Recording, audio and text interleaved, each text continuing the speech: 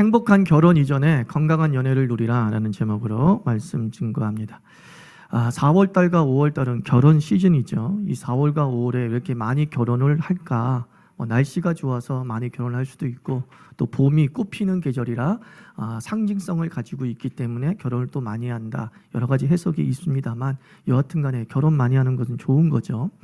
기독교는 결혼을 어떻게 생각하는가? 사실 결혼관에 대해서 기독교적 관심은 시대에 따라 또 시각의 차이에 약간의 차이가 발생하고 있어요. 전통적으로는 결혼을 하나님이 정하신 법으로 보는 시각이 지배적이었죠. 창세기 2장 18절에 여호와 하나님이 가라사대 사람이 독초하는 것이 아름답지 않다. 내가 그를 위해서 돕는 배필을 짓겠다. 또 창세기 2장 24절 이러므로 남자가 부모를 떠나 그 아내와 연합하여 둘이 한 몸을 이룰지리다. 이런 말씀에 근거해서 결혼은 하나님께서 정하신 제도이고 하나님이 정하신 법이다라고 말하고 있습니다. 근데 법이라고 할 때의 문제점이 뭐냐 하면 결혼을 못하는 사람은 법을 어긴 거잖아요. 결혼을 못한 사람은 또는 안 한 사람은 불순종한 거잖아요. 그러니까 하나님의 법을 어겼다. 이거 뭡니까? 범죄다. 범죄는 뭡니까? 구원에 이르지 못하게 하는 것이죠. 때로는 그래서 이 결혼이 믿음의 증거가 되던 때도 있었습니다.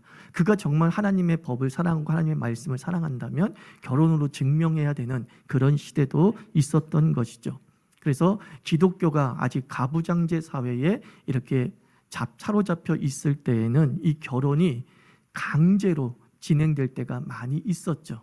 결혼의 기본이 사랑인데 이 결혼이 법이 되다 보니까는 사랑과 관계없이 무조건 결혼해야 되는 그 끌림을 무시한 채 강제 결혼이 자행되던 그런 시대도 있었습니다.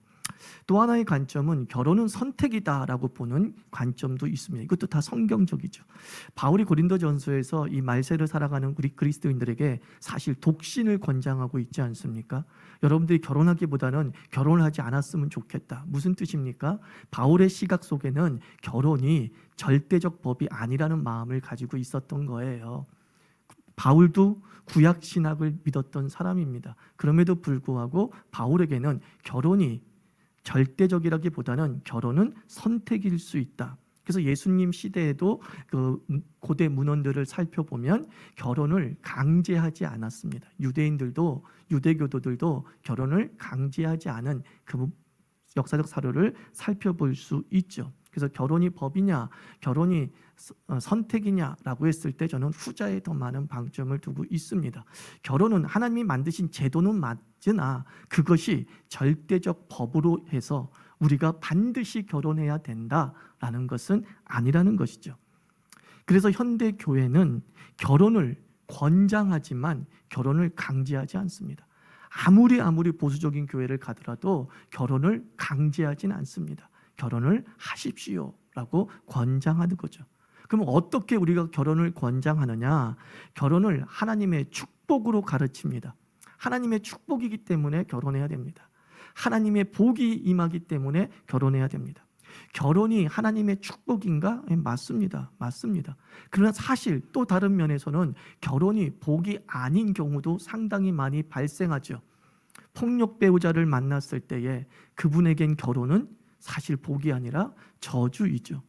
결혼하고 싶지만 배우자를 못 만나는 사람은 또한 하나님이 복을 주시지 않았다라는 뜻으로 해석이 가능하게 되죠. 그래서 사실 정확하게 말하자면 결혼 자체가 복이 아니라 결혼 상대가 복입니다. 뭐가 복이라고요? 결혼 상대가 복입니다. 하나님이 우리에게 주실 결혼 상대가 복인 것이지 결혼 그 자체가 복이 아니라는 거예요. 다시 아담에게로 넘어가 봅시다. 아담이 하와와 결혼한 게 복입니까? 아니죠. 아담은 하나님에게서 자기 몸에 딱 맞는 좋은 배우자를 선물 받았어요. 그게 복인 거죠. 아담과 하와가 결혼한 게 복이 아니라 아담이 하와를 만났다는 게 복이고 하와가 아담을 만났다는 게 복이 되는 것이죠. 그래서 핵심은 뭡니까? 선택을 잘해야 결혼이 복이 된다는 거예요. 뭘 잘해야? 선택을 잘해야 결혼이 복이 됩니다. 하나님이 주신 또 하나님의 눈에 맞는 그런 배우자를 만나야지 비로소 그 결혼은 하나님의 축복의 통로가 되는 것이죠. 그래서 영미교회에서는 이 배우자 선택, 결혼 배우자 선택의 기준으로 여러 가지를 제시해요. 그래서 전통적으로 A, B, C, D로 제시를 하기도 하죠. 먼저 A를 봐야 된다, A지. B를 봐야 된다, 비즈니스, 직업이 뭔지, 능력이 뭔지 봐야 된다. C를 봐야 된다, 캐릭터를 봐야 된다. D, 디그리, 학위, 그들의 지적 수준을 봐야 된다. 뭐 이런 식으로 가르치기도 하고, 또는 faith라고 하는 단어를 통해서, 믿음이라는 단어를 통해서 그 이니셜로 선택 기준을 얘기합니다. 첫째는 뭐냐, F다, faith, 믿음이 있어야 된다. 둘째는 뭐냐, 아이덴티티, 그의 성격과 그의 정체성을 봐야 된다. 뭐 D는 디그리다. 뭐 이런 식으로 가르쳐 왔단 말입니다. 그런데 이러한 배우자 선택 기준은 사실 어떤 시대에나 어울리는 기준입니까? 중매 시대나 어울리는 기준이죠. 내가 배우자를 선택할 수 있는 게 중매잖아요. 그죠? 그때는 우리는 그 기준에 따라서 그 사람 나이가 몇 살이에요? 그 사람 성격이 어때? 이런 것들 다 물어보면서 어떻게든 그 기준에 맞는 배우자를 선택할 수 있단 말입니다. 근데 이 시대는 어떤 시대예요? 자유연애 시대란 말입니다. 자유연애 시대란 이거예요. 끌리지 않으면 다 소용이 없어. 기준은 다 소용없어. 일단 끌려야 돼. 그래야 내가 얘랑 사귀기를 하든 내가 결혼을 생각해 보든 하는 것 아니겠습니까? 가부장제라는 울타리가 깨지고 권위주의라는 울타리가 깨진 이 시대 속에선 더 이상 우리의 자녀와 우리의 하이틴과 청년 세대에게 우리가 이런 사람과 결혼하라고 강요할 수가 없어요. 그들의 머릿속엔 그런 사람과 결혼하고 싶은 생각이 있을지 모르겠으나 밖에서 여러 사람들과 만나다 보면은 그 기준과 무관하게 끌리잖아요. 아시죠? 사랑해 보셨잖아요. 나는 진짜 머리 긴 여자를 좋아하는데 내가 이상하게 짧은 여자랑 결혼한 거야. 몰라요. 내가 왜 이 사람한테 끌렸는지 몰라요. 이 끌림이라는 게 묘한 거예요. 묘한 거예요. 하나님은 어떻게 우리에게 배우자를 주시느냐? 난 이렇게 믿어요. 먼저 끌리게 한다라는 거예요. 자, 아담과 하와를 다시 한번 돌아봐 봅시다. 하나님께서 하와를 주셨을 때 아담의 첫 번째 반응이 뭐죠? 감탄이었어요.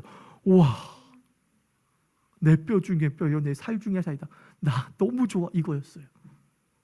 끌렸어요. 끌리고 난 다음에 그 다음에 어떻게 사는지는 둘째치고 하나님이 그 기준에 맞는 사람을 딱 줘가지고 너 얘랑 사겨! 이게 아니었다는 것이죠. 하나님이 아담 눈에 족하게끔, 아담 눈에 끌리게끔 그런 여인을 만들어서 주셨다라고 말합니다.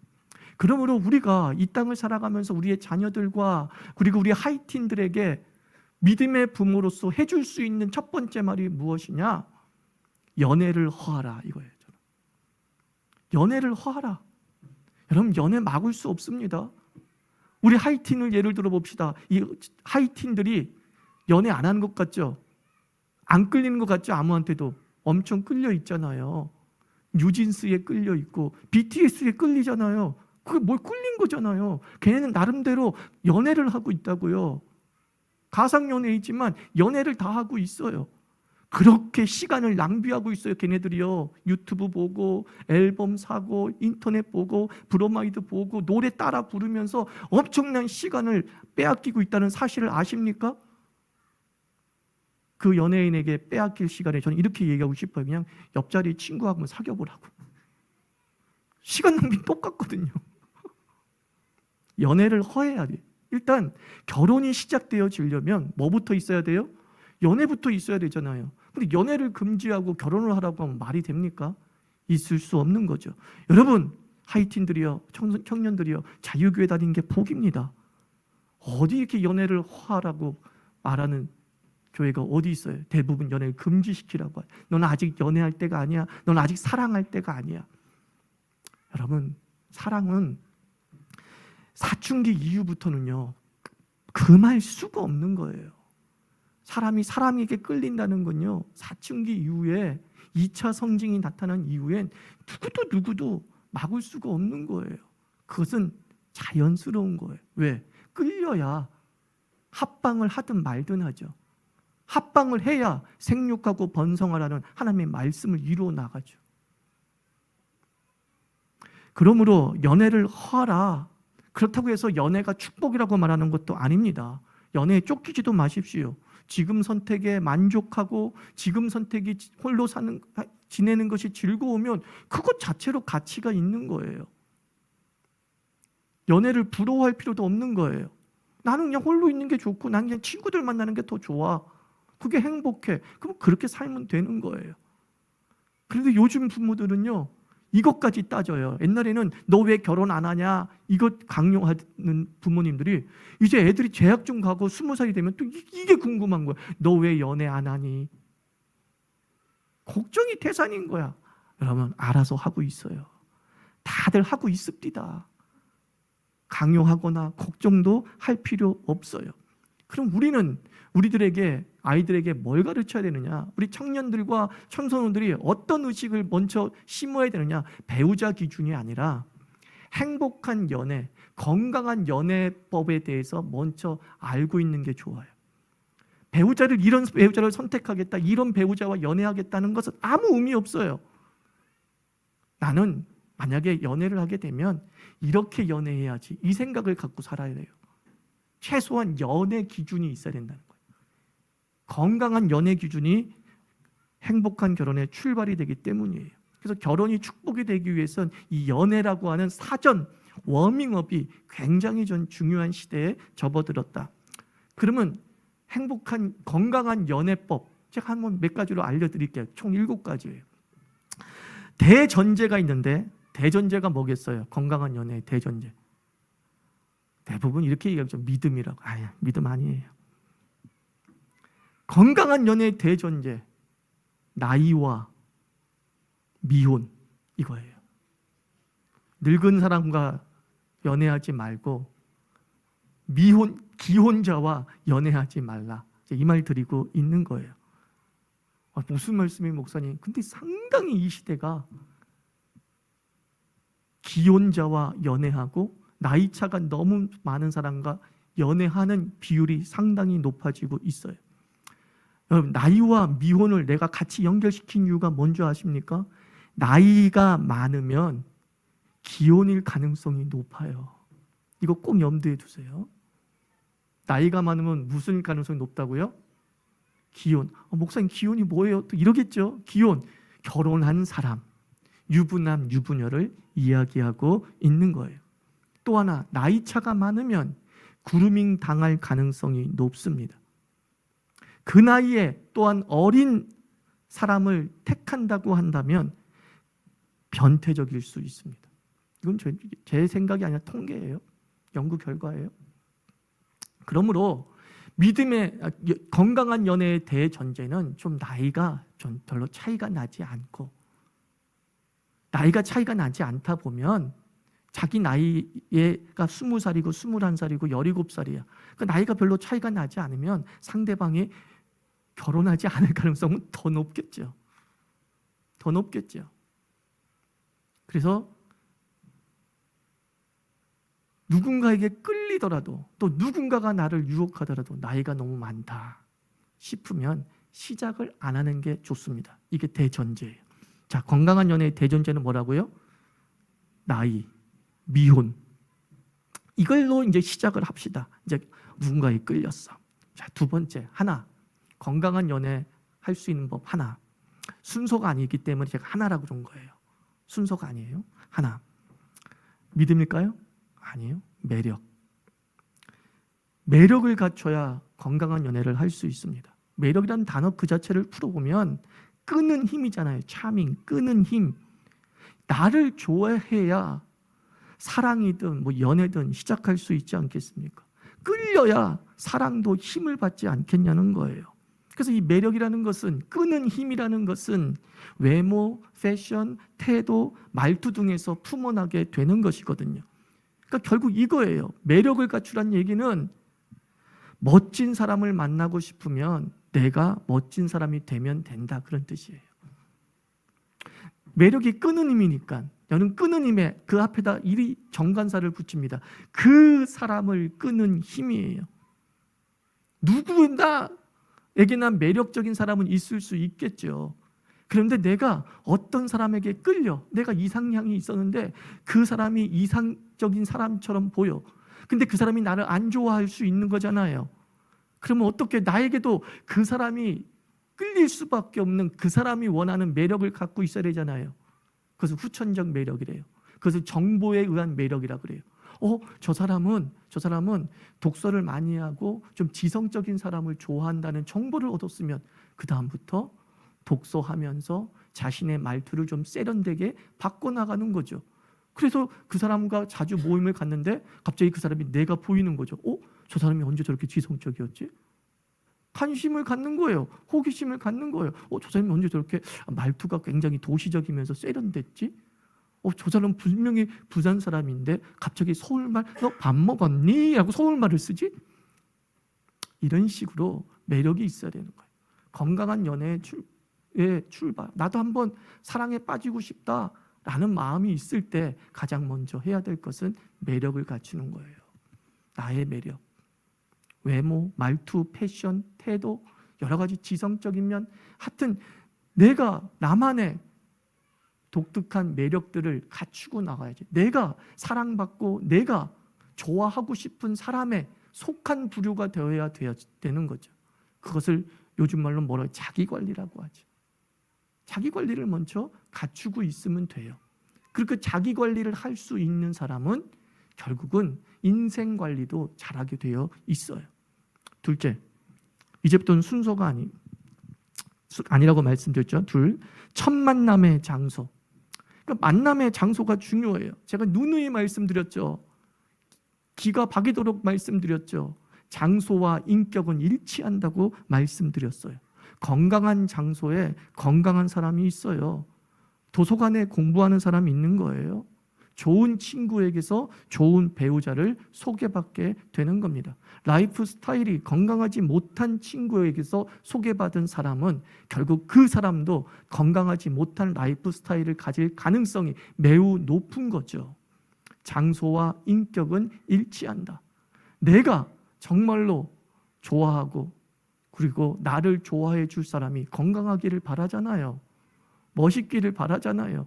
그러면 건강한 장소와 멋있는 장소에 그 사람이 있을 가능성이 높다. 그리고 나의 라이프 스타일이 건강하면 그 바운더리 안에 나의 건강한 라이프 스타일과 같은 사람들이 반드시 있다라는 믿음을 가지십시오. 나 같은 스타일은 별로 없을 것 같은데, 난 너무 고리타분하잖아. 난 너무 주일에는 교회 가고 뭐 이러면서 너무 이게 바운더리가 좁잖아. 걱정하지 마세요. 그 삶이 건강하다면, 그 삶이 누가 봐도 참 괜찮은 삶이야 라고 인정받고 있다고 한다면 나만 있는 것 아니다. 믿으십시오. 나만 있는 것 아니다. 다른 사람도 있다. 나와 같은 라이프 스타일을 즐기는 사람이 있다라는 것을 기억하십시오. 셋, 사계절을 사귀십시오. 뭐라고요? 사계절을 사귀세요. 오랜 연애가 좋다고 말씀드리는 거예요. 연애는 오래일수록 좋습니다. 봄바람 나는 여자 있고요. 가을 타는 남자 있습니다. 그 정도가 너무 심해가지고 양다리 걸치고, 그 정도가 너무 심해가지고 잠수 타버리고. 그래서 연애를 시작했고 나서 결혼하기까지의 과정은 난 최소 1년이에요. 저는 더 건강하게 말씀드리고 싶으면 한 3, 4년 연애했으면 좋겠어요. 그러면 35인데요. 너무 늦게 시작했는데요. 결혼이 뭔 대수입니까? 결혼 정년기가 뭔 대수예요. 행복하게 결혼 생활하는 게 더 중요하잖아요. 그런데 나이에 쫓겨서 연애를 짧게 해버리고 결혼하고 후회하는 사람들이 얼마나 많은지 몰라요. 시간은 믿음과 성격을 잘 드러내기 때문이에요. 그리고 셋, 광장연애를 하라. 넷이구나. 넷, 광장연애를 하라. 이성지간에는 골방을 선호하게 되어 있어요. 본능이죠. 특히 남자가 더 본능적이죠. 저는 골방을 반대하는 것 아닙니다. 데이트 장소로서의 골방을 반대하는 것은 아닙니다. 다만 너무 빠른 골방이 문제라는 거예요. 너무 빠른 골방을 연애를 하는 사람들은 오래 가지 못하더라고요. 통계가 그렇습니다. 사실 이거는 남자에게 유책이 많이 발생하기도 하죠. 그래서 여러분들 데이트를 할 때에 그 사람과 데이트를 할 때 될 수 있으면 광장, 그러니까 뭐예요? 넓은 곳을 이야기하는 게 아니에요. 좋은 추억거리를 만들 수 있는 장소의 다양성을 이야기하고 있는 거예요. 맨날 같이 골방만 가면 그 사람에겐 추억이 없잖아요. 그런데요, 이 카페도 가보고 저 식당도 가보고 저 남산도 가보고 이러다 보면 대화가 많아지게 되고요. 조금 시간이 지나면 그 장소가 우리의 추억의 장소가 돼서 우리의 사랑을 키워줘요. 더. 저는 제 아내와 데이트할 때 참 여러 군데를 다녔어요. 그러니까 여기는 우리의 추억이 있는 곳이라고 말할 곳이 너무 많은 거야. 어디를 가든지 간에. 그래서 연애를 이왕 시작했으면 추억을 공유할 수 있는 많은 사건이 있는 장소들을 다양하게 그 사건의 다양성이 없는 정도라고 한다면 그 남자든 그 여자든 사랑에 게으른 거예요. 그런 사람이 결혼하고 난 다음에 결혼기념일 챙길 것 같습니까? 못 챙기죠. 이벤트를 할 줄 모르는데, 연애 때 이벤트를 할 줄 모르는데, 연애 때 좋은 곳, 멋진 곳, 아름다운 곳을 찾아다니는 것이 습관이 되지 않은 사람이 결혼 후에 결혼기념일을 기억하고 뭐 어디 멋진 낭만적인 곳으로 가자고 다 계획하고 할 수가 없다는 거예요. 그래서 연애의 방법을 보면 그 사람의 결혼 스타일이 눈에 싹 들어오는 거예요. 아, 저 사람은 저렇게 살겠구나. 라는 거예요. 그래서 골방보다는 광장 연애를 많이 시도하라는 거예요. 5, 싸움 없는 연애. 따라하세요. 뭐라고요?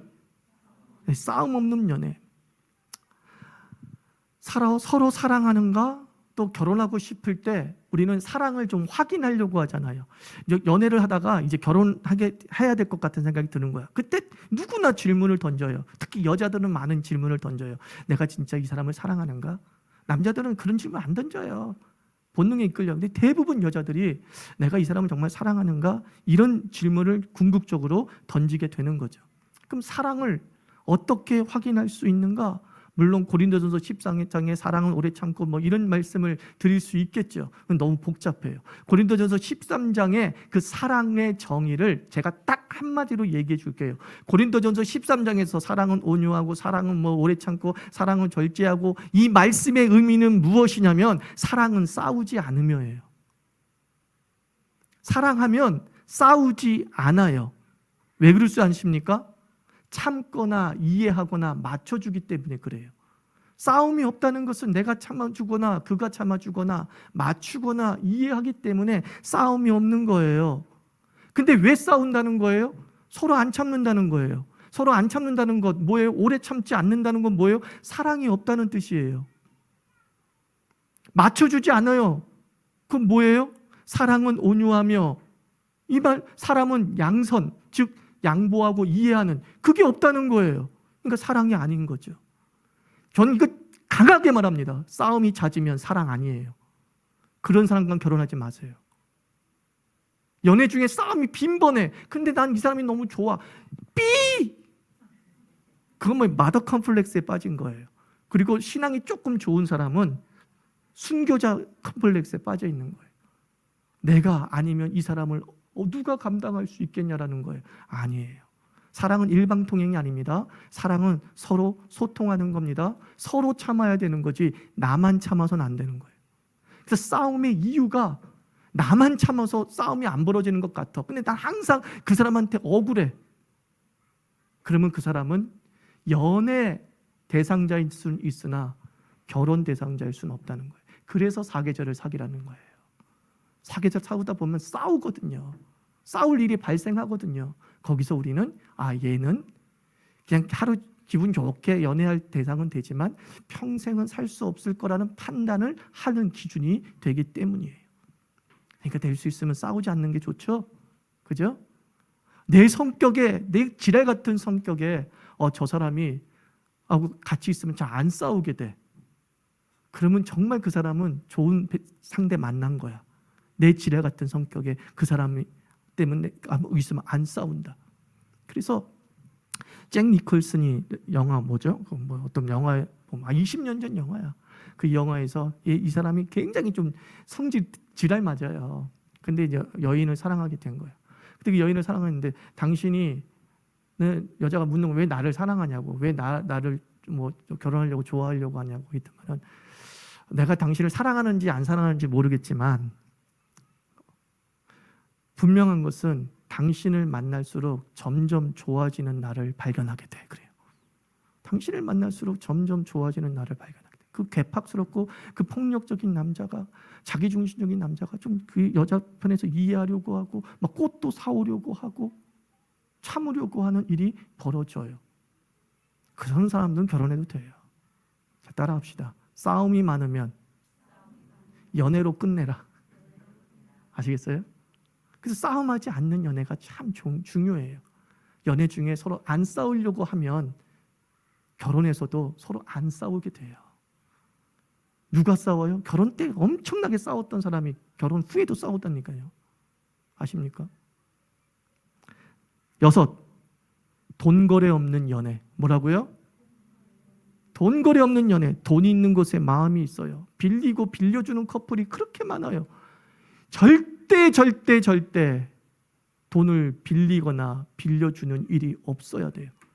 다른 말로 해서 돈을 빌려달라고 하는 그 순간 관계를 끊는 게 좋아요. 아무리 그 사람이 좋아도 돈을 빌려달라고 하는 그 순간 머릿속에 박아놓으세요. 10대 때부터 20대 초반부터 머릿속에 박아놓으세요. 나는 사랑하는 사람에게 돈을 빌리지도 않을 거고, 혹 사랑하는 사람이 돈 빌려달라는 그 순간 나는 헤어질 거야. 머릿속에 때려 박아야 됩니다. 사랑 확인법으로요, 큰 돈을 빌려달라고 하는 남자가 있었대요. 그래서 이 여자가 안 빌려주니까 테스트였는데 넌 역시 나를 사랑하지 않아 라고 헤어졌대요. 미친놈이죠. 잘 헤어졌죠. 아유, 그놈이 헤어지기를 바라니 얼마나 감사합니까? 연애에서 돈이 개입되는 그 순간 사랑은 썩어지는 거예요. 그리고 돈 얘기를 쉽게 꺼내는 사람은 결코 사랑이 아니에요. 사랑하는 사람한테 다 주고 싶은데 어떻게 돈을 빌려달라고 얘기해요? 자존심도 없어요. 내가 그 사람을 먹여 살려야 되는데 연애 때부터 나를 먹여 살려달라고 얘기를 해. 웃기군요. 짬뽕이죠. 또한 과한 선물을 요구하거나 해주지도 마십시오. 연애 때는요, 그냥 아기자기한 선물로 족한 거예요. 그리고 누군가가 내 수준에 걸맞지 않는 막 몇백만 원짜리를 해달라고 하는 그 순간부터 그 사람은 나를 뭘로 보는 거예요? 은행으로 보는 거예요. 은행으로 보는 사람과 어떻게 우리가 평생을 살 수 있습니까?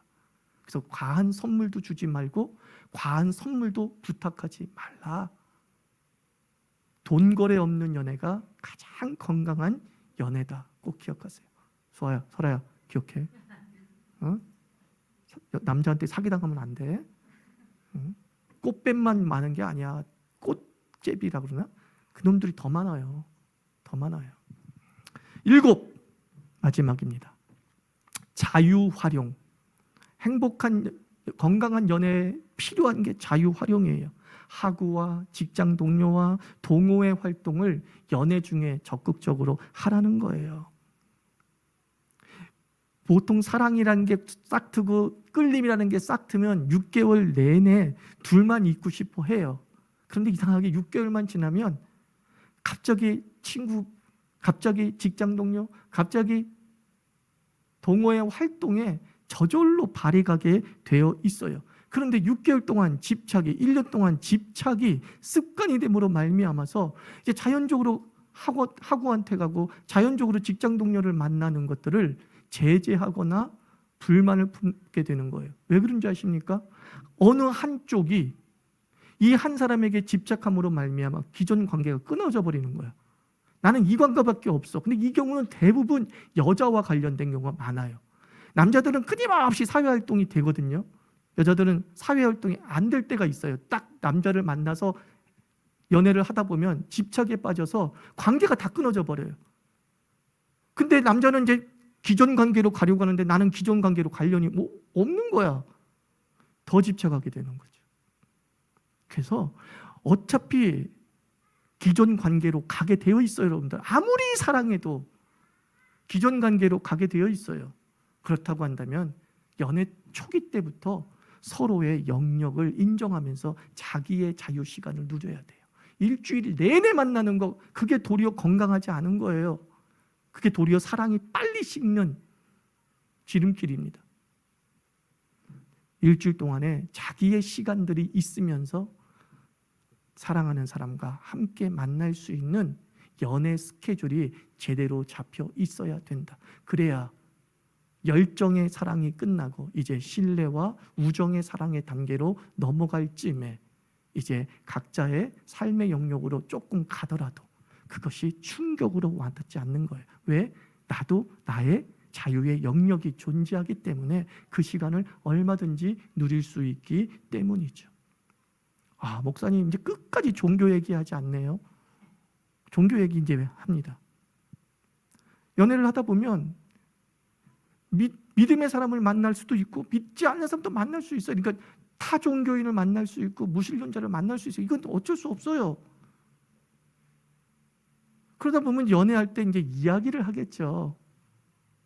슬쩍 종교 얘기 꺼내면 나 무신론자야. 나 뭐 기독인이야. 아, 그래? 그랬어. 그래서 나는 일말의 양심이 있어가지고 교회도 제대로 안 다니면서 신앙도 없으면서 일말의 양심이 있어가지고 나는 네가 교회 다녔으면 좋겠어. 그래요. 그때 세 가지 반응이 있습니다. 첫째, 그래 교회 다닐게. 둘째, 아니야 너는 다녀. 나 너 다니는 거 방해하지 않아. 셋째, 아니 너 내 종교로 와야 돼. 나 절대 너 교회 다니는 거 원치 않아. 요 세 번째가 문제예요. 너나 다녀까지는 괜찮아. 근데 연애 때부터 완강하게 내가 선택한 종교를 반대하거나 또는 자기는 어떤 종교도 갖고 있지 않으니까 너도 종교를 갖지 말라는 식으로 강요를 하는 듯한 인상을 풍길 때 이거는 연애 대상으로 끝내야 되는 거죠. 결혼 대상은 아니에요. 근데 나는 나는 안 다닐 건데 너는 열심히 다녀 라고 하면서 내 신앙에 대해서 그렇게 개의치 않겠다고 말하는 경우, 저는 이 경우는 일단 계속 진행해요. 그리고 그 사람이 여전히 믿지 않는데도 결혼할 수 있습니까? 나 있을 수 있다. 괜찮다라고 얘기해. 왜? 결혼은 선교가 아니기 때문에. 근데 그 사람이 그 믿음 외에는, 다음 주 얘기할 건데 다음 주 얘기합시다. 이게 시리즈거든요. 5월달 시리즈. 자, 5월달 시리즈. 자, 그래서 결론은 건강한 연애부터 일단 결혼이 시작된다는 것을 꼭 기억하세요. 그래서 행복한 결혼은 결심으로 되는 게 아니라 행복한 결혼은 건강한 연애를 경험해 본 사람만이 누릴 수 있는 하나님의 복의 통로가 되는 겁니다. 그래서 우리 어린 10대 때부터 그리고 우리 20대 청년들이 건강하게 연애하는 나름의 스타일이 좀 있는, 나름의 그 매력으로 또 건강한 사람을 끄는 그런 건강한 사람 되기를 주의 이름으로 축복합니다.